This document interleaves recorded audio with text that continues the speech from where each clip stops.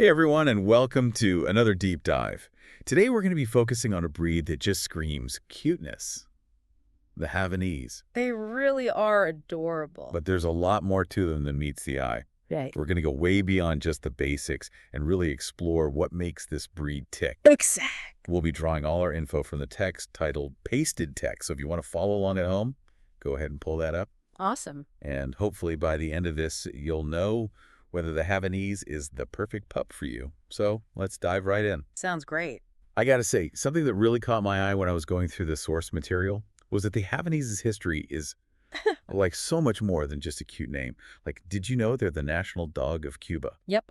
And they come from the Bichon family, the same family as Maltese and Bichon Frise. Oh, really? Yeah, and it's actually super interesting. Knowing where a breed comes from, its history, gives you a lot of insight into, their personality and their temperament. Oh, for sure. Like, for example, Havanese were originally companion dogs to, Cuban aristocracy. Oh. So that explains why they just, thrive on human companionship and why they're so adaptable to different living situations. Oh, okay. So basically they've been pampered lapdogs for centuries. Pretty much. Makes sense. Okay, so we talked a little bit about history, but let's get to the most important part. Right. Looks. Come on, these dogs are gorgeous. They have this long, silky coat. Yeah, it's beautiful. And they come in, so many different colors. I know, right? But that glamorous coat, it does require, regular brushing. If you don't, you're going to get mats. Yeah, that makes sense. So is there a low maintenance option for people who, don't want to be brushing their dog every single day? There is. A lot of owners will choose what's called a puppy cut. A puppy cut.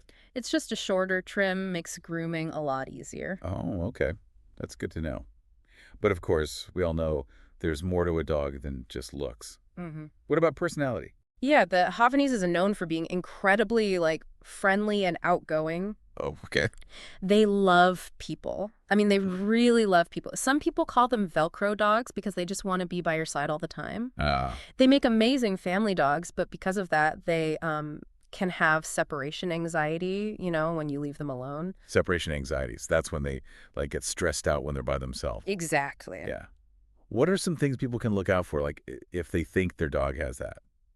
Yeah, they can be destructive, chewing things. Oh, no. Barking a lot, maybe having accidents even if they're, potty trained. Or just pacing and whining. Oh. So if you think your Havanese has that, it's a good idea to talk to your vet or, a certified dog trainer for tips on how to help them. Yeah, for sure. That's good info for our listeners. I mean, always address any potential problems early on. Right. Okay, so now I've heard that Havanese are really smart. What's your take on that? Yeah, they are super intelligent and eager to please. Oh, good. And that makes them, very trainable. You'll see them doing well, in obedience, agility, even therapy work. Wait, really? Therapy dogs? They're great at sensing people's emotions. Oh, wow. And, they give comfort and companionship, which is really valuable in those settings. Wow, that's amazing.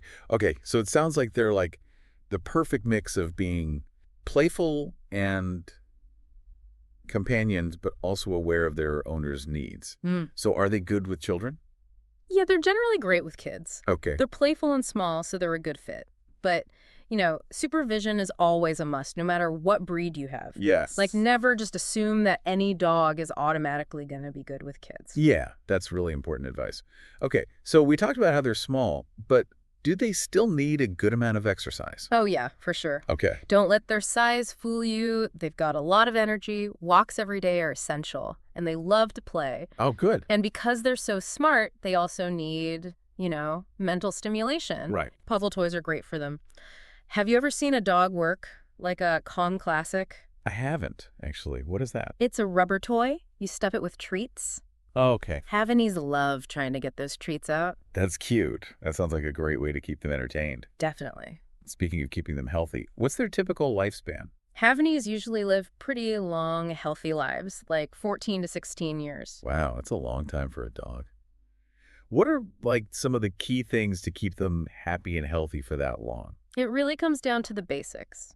Vet checkups, make sure you're feeding them a good balanced diet and getting them plenty of exercise. Yeah. Of course, like every breed, there are certain health concerns that can pop up.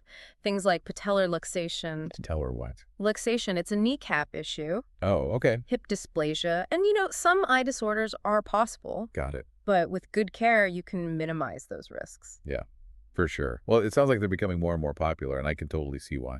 Yeah, their temperament, intelligence, and, just how adaptable they are makes them a great choice for, tons of people and families. Yeah, for sure. Well, I feel like we covered a ton about the Havanese today, from their history to their personality to their care. Yeah. And it's clear that this breed has so much to offer. They really do. But, I want to leave our listeners with one final thought. Research is important. Researching a breed like we did today is a great first step. Totally. But the real joy of having a dog, any dog, comes from the, unique bond that you form with them. That's what really matters at the end of the day. Couldn't agree more. Yeah. So huge thanks to you for sharing all your expertise with us. No problem. And to all our listeners out there, thanks for joining us on another deep dive. See you next time. Until then, happy tail wags. Bye. Bye.